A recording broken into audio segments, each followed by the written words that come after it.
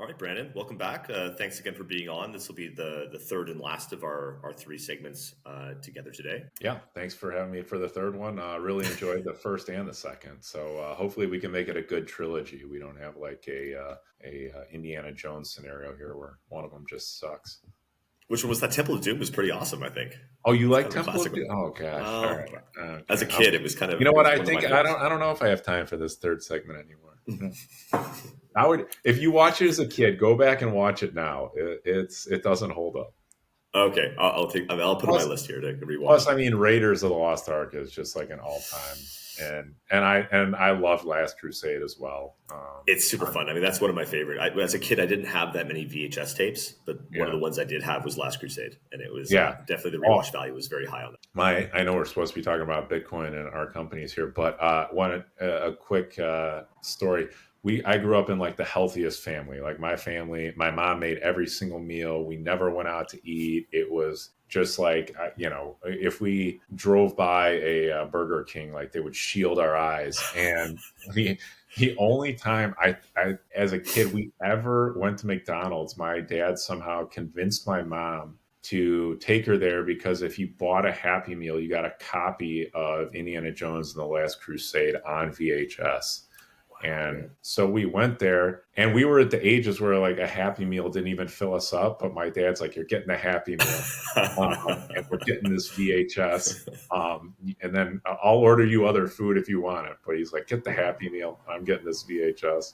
And that's the only time I ever remember going to McDonald's as a kid. And it was so my dad could get the Indiana Jones and the Last Crusade video cassette. You know who you might want to chat with? I haven't chatted with him yet, but I've seen him on a few other podcasts. But the CEO of H100, so one of these Okay. Swedish Bitcoin treasury companies, he's also very much into fitness, and he's kind of trying to combine health and Bitcoin kind of together. So, assuming you're still kind of living that healthy lifestyle, then I am. maybe Well, you I guys are went aligned. away from it for a long time and just recently came back, had all sorts of terrible health issues. And I don't think my body was able to absorb the poisons of society because I wasn't exposed to them as a kid. And took me about a decade to figure that out, but all good now. And yeah, would love to talk to him. Awesome. Yeah. So in this last segment here together, let's maybe talk a little bit about our respective strategies of our businesses and how they might be similar, might be a bit different. So let's start maybe on the sales side of the business. Brandon, maybe just if you can enlighten our audiences a little bit as to what you found works, what's not working in terms of kind of tapping into your target customer segment. How do you access them? What's worked, what hasn't when it comes to accessing those people and communicating with them in the right way. Yeah, so we have found that it's interesting. I know all people that do startups, and they're like, "Hey, we got in thinking we were going to do this, and then we let the market tell us what was going to happen." And we've been finding that we were hoping to get out there and sort of just go kind of almost cold call people and get them in. But what we've been finding is it's really warm leads from the Bitcoin community or people that know you're the Bitcoin guy or whatever. And it's like, hey, this company's interested in it. They want to talk to somebody. And that's really what we found as how businesses are coming to us. And we have done some cold outreach and that sort of thing, but it's much more we're finding that it really takes someone who's been exposed a couple times, that's like maybe they've had one or two touch points and now this is their third that's been coming through. And so it's been really, really hard to get to people that are just at ground zero and start there. We found like no success. I would call negative success, like Okay. revulsion at or yeah, being revolted at us for doing that. So we've really tried to build out a network amongst Bitcoiners and we offer a 10% referral to anyone that wants to send a lead to us. If we close a deal with them and book business for the first 12 months, we'll give 10% of whatever we bill to the person who referred it in. And we also have a sales team that we just built out that really kind of hit the ground, I would say, last month, and going out and engaging on these warm leads, maybe people they've talked to in the past, people in their personal lives, or connecting with the business community and going to events, being seen and being known as the Bitcoin person. And I think there's a lot of value to just getting out in your pre-Bitcoin, your normie, whatever you want to call it, network, and just being known as the Bitcoin guy is a place for, hey, people are asking about this. Maybe I don't fully understand it, but let me reach out to the person that I know knows about this stuff. And we have found much better success sort of with that model, as opposed to, hey, let us tell you why you need Bitcoin, and then we're closing deals with them. So I'm curious if you found the same thing or not. Yeah, and I think Orange Wheel's much newer than Sovereign. We're just beginning now to do some of the outbound sales work, and I would say on the limited amount of kind of cold work we've done, where it's kind of an outside-in perspective on a company that we think would make sense, where we say, okay, here's the problems you're facing. Here's how Bitcoin could be a solution. It has been more difficult. And I think it makes sense, right? If they don't already have this relationship with you or with Bitcoin, it's just something that is noise in their world, right? The ones where we're tapping into our pre-existing network, where these people are decision makers within existing companies, we've at least been able to kind of get audiences with them. And we haven't yet embarked on this kind of using a sales team yet. I think one of the discussions we're sort of having internally is how do we ensure that there's a high enough standard that when we're kind of outsourcing some of this work to folks. So I think you guys, if I understood from our last conversation, you had like 80 people kind of come in, you whittle that down to the top 8 or so. So I think that's a good way to make sure that you're getting kind of the cream of the crop. So it is something that we're thinking about also replicating here in Europe. And I think it could be a good way to kind of expand our reach further. But haven't really pulled the trigger on that one yet. Yeah, we just put a post up on Bitcoiner Jobs, and we made it clear it was commission only. And we're a startup. We're bootstrapping this thing, and we got a ton of outreach, like you said. And I got to give credit to one of the guys on our team, Jeff Newman, who filtered through all of the applications. I mean, the number of crypto Web3 bros that reached out. So it was there was like an initial funnel where it's like, okay, you're definitely not coming. And then, even winnowing that down to the people that were super hungry, ready to do this, had a go-to-market plan, really helped as well. So, and now you're kind of be more excited. I mean, the people we have out there knocking on doors, quote unquote, I couldn't be more excited to have them. And it's awesome just watching everything come together. And sort of, it took a little while to realize that was the direction we needed to go. But figuring that out, watching it fall into place has just been super cool. Awesome. And so I think that's a page that we might take out of your book here at Orange Wheel and see how Please it might fly. Rip it out. Yeah. Very cool. And this network you now have, I mean, I take it they're kind of spread out all across the U.S., different cities, different states. We're international. We one of our sales folks is down in Argentina. We were going to bring a guy from the UK in, but that didn't end up working out. We have people in Vegas, California, New York. I'm in Chicago. We got guys in Kentucky and Florida. We're all over the place. So, yeah. Awesome. And I guess, having somebody who can be on the ground, meeting people in person, if it makes sense, I think that makes a big difference as well. Yes. And how is it that you guys keep kind of standardization of the kind of service offering across, at least the sales offering across your team? What kind of tips and tricks kind of work for you in that regard? So at the end of the day, Sovereign is just a good old fashioned consulting company, value for value, that we think you paying us is going to save you time, is going to save you money, and it's worth paying it.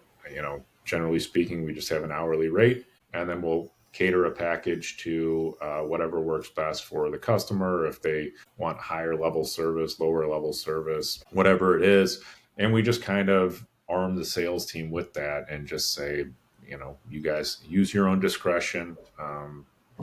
As my old boss used to say, handle in the manner in which you're accustomed.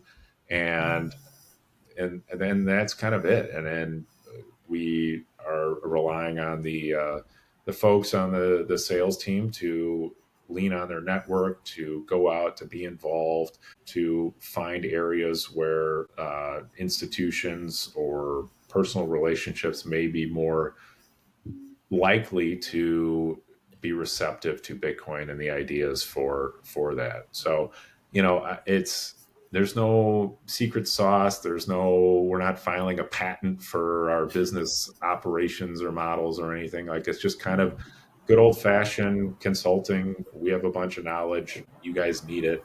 Let us help you understand. So Cool. And are you paying your folks in Bitcoin? we give them the option. I actually haven't looked at the spreadsheet in a while, but I think I think almost all of them ask for it in Bitcoin, but Oh, I'll that's have to awesome. go. But yes, they definitely have that option. So, Very cool. and then we have the option to receive Bitcoin as well. We actually offer a 10% discount if people want to pay us in Bitcoin. So Very cool. that is out there as well. Yes, we hold all of our money, save for 30 days of expenses in Bitcoin, and then as needed, we'll sell Bitcoin to basically reload the next 30 days. And so, all of our savings and treasury is in Bitcoin, and so we prefer to pay people out in Bitcoin if possible, so we don't have to convert. But I get that it. is up to the individual. That's awesome. Living what you're preaching, so to speak. That's always good Yeah, to see. absolutely. I mean, we think it's important to do that. We're not out here. At the end of the day, the goal of the business is to onboard companies into Bitcoin, and we think a side effect of that will be making money. But we're not out here trying to. I mean, we're a business. Of course, we're trying to be profitable, but our main goal here isn't to grow this thing and then sell to a VC and all of us retire. Like, we're doing this because we want to. I left a job of 20 years in corporate America that was very comfortable, very well paying, lots of benefits. Our head of sales, same thing. He left, Deloitte. So people left the opportunity to make a lot of money to do what we believe in this mission. And so that's the ultimate goal here. We do think, profit and money will come with that, but none of us are focused primarily on cashing out, if you will. Like, this is something we want to do, something we feel like we're giving back that will also generate a profit for us. Because one of your business partners came from Deloitte, and you also came from the corporate America. Do you have any perspectives on if and when the more established consultancies you think might try to enter the same space? Do you have any perspectives on that? How are they responding today? If you have discussions, and any thoughts? So I will say the actual consulting firms I dealt with that were sort of like good old fashioned business consulting firms, I actually think they're probably going to do it. I mean, I think they're much closer. I would say maybe in a couple of years they'll start doing it. That being said, like something like a Deloitte or like a Big Four, or where I came from, which is a traditional bank, commercial lending, I would say that's farther down the line. I would say, I worked on my institution for 6 years, something like that, and has just never got anywhere. I think maybe now with this SAB 121 getting repealed, there'll be some more openness to it. But it's going to be a while. It's definitely going to be a while at those bigger institutions. That being said, sort of the smaller, I don't want to say regional, but just tighter teams of these good old fashioned consulting services, something like an Alvarez and Marcel or Alex Partners, which are big name firms, are national, but at the same time are smaller than a PwC or a Deloitte or something like that. I do think they'll probably. I think there's enough. I've talked to enough people at these organizations that are interested in Bitcoin and understand it. A lot of them are still stuck in the crypto phase, Zoo. but they at least recognize like, hey, there's something here. Like this is a monumental shift in the monetary order, and like we need to be on top, if for no other reason, to advise our clients on it. Like, so I do think there is an openness and a much greater willingness to look at something like a Bitcoin, and I think adoption will happen much faster there than some of these big, large, established, traditional entities like where I came from and in the banking space, and the sort of big four accounting, finance, consulting, advisory, audits, jack of all trade firms that everyone knows. Really cool. Yeah, I'm excited to kind of see, at least here in Europe. I mean, when I reached out to my ex colleagues at BCG, they're just like, "You're crazy." Still, they're just like that. You're stupid. It's not going anywhere. It's a scam. Interesting. And Even at smaller firms. I don't know about the smaller ones, but Okay. here, and the smaller ones tend to be more Danish language specific still. Okay. So I don't really have as many contacts there. But definitely the big, McKinsey's, BCG's, and Bain's. Yeah. At least in the European or the Northern European offices, it's not even on their radar. It's kind of like it might be a different story with their offices back in North America. No, it's not. I mean, I think, to just what I was saying, the bigger they are, the less likely they are to hop in. So yeah, it's almost like an inverse pyramid or something. I don't know. Like the larger you are, the less likely you are to get it. The smaller you are, the more likely you are. So Yeah, just more nimble and more adaptable as exactly. part of it. Which is why a lot of people are leaving. It's just like we're stuck at these big sclerotic institutions that we can't get anything done. We can't get any movement here. It's like, how are you guys missing this? And it's ultimately going to put you back many, many years. So Yeah, creative destruction in action, so to speak. yeah. Yeah, and no one wants to see it. It's like, well, if I just close my eyes and look the other way, then that won't happen to us. Just to close out in the last couple of minutes, if we kind of look forward into the future, maybe you want to share a little bit of what the outlook is, maybe the longer term, or say medium term vision for Sovereign. I know here at Orange Wheel, we're testing, or at least thinking about the ideas of down the road, maybe complementing our advisory services with some sort of software to help companies be able to manage their Bitcoin treasury in a more automated manner, for example.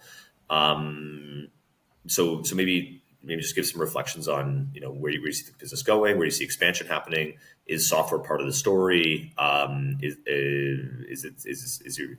you focus? Do you intend to be more pure play, or is that maybe a discussion that you guys are going to take later down the road? Yeah, I mean, I'd be a fool to say, or this is exactly what we're going to be doing, and that's the way we're going to do it. I mean, you constantly have to be willing to evolve and change as situations change around you. That being said, I would say our goal really is to go out, test this market, and we just want to get businesses educated. We want to get Bitcoin implemented, and like that really is where we see our value. That's kind of the way we're staffed, and it's my belief, and others at the company, we agree in the general direction that we just need to keep getting at bats, and we just need to keep getting in front of companies and offer this service. Now, if it's, hey, okay, we have a big contract with this company, they're like, hey, we want to give you a big retainer. Also, we want you to help us with these spreadsheets. We want to help you with this software. Like, I would say something like a software program, I would let that sort of be an emergent order of the companies we're dealing with. Like if they're asking for it, then yes, we'll jump in, we'll figure something out, we'll get that done. But if they're just like, hey, we just want to get educated about Bitcoin, we want to have you help us get set up, and you can maybe consult on general business things. We'll handle the accounting and that sort of stuff on our own. Then we'll let it be. So I know not the definitive answer you were looking for, kind of a wishy-washy political answer, but I would say let's see what the customers are asking of us, and let's see if that's something they really want. Because I don't want to go out and spend a bunch of time on something that they're not going to want, need, or pay for. So I guess I'll kind of leave it up to our interactions with these companies and see what they think on that front. Yeah, no, I think that's a prudent approach, and one that's market driven as opposed to product driven in a sense, which I think is probably the right way to go. And also, it kind of also comes down to, are you the best position to kind of build that, or are there partners you can rely on who are probably Yes, better at developing this sort of stuff? 100%. Yeah, and we do have some good partners, and there's a lot of open source tools out there as well, to help businesses. And maybe it's just, hey, uh, you want us to sit down with you and go through this spreadsheet that someone else put out there for anyone to use. There's all sorts of calculators out there and financial projection, financial planning tools out there that maybe it just takes us sitting down with someone to go through. Awesome. All right, looks like we're about out of time, but Brandon, it's been a fantastic conversation together here over the last little while, and really appreciate you coming on, spending time today. Look forward to continuing discussions with you, either in another pod or offline. Really great insights today. Yeah, thanks, Ted. Appreciate you having me on. Okay, all the best over there. Thanks. You too.